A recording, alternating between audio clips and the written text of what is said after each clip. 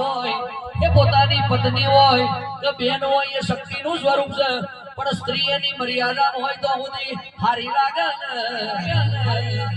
ને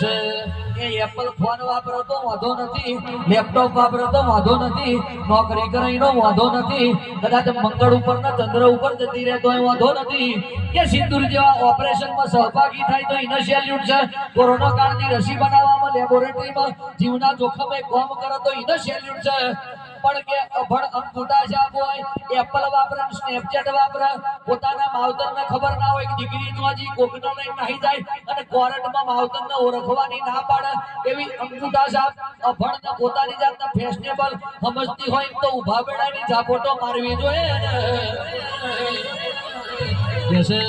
દીકરી શિક્ષિત હોવી જોઈએ, સ્ત્રી સશક્તિકરણ અવશ્ય હોવું જોઈએ પણ સ્ત્રી પોતાની મૂળભૂત ફરજ ના ભૂલવી જોઈએ. એ એપલ ફોન વાપરે છે તો વાંધો નહીં પણ એને રોટલી બનાવતો આવડવું જોઈએ. એ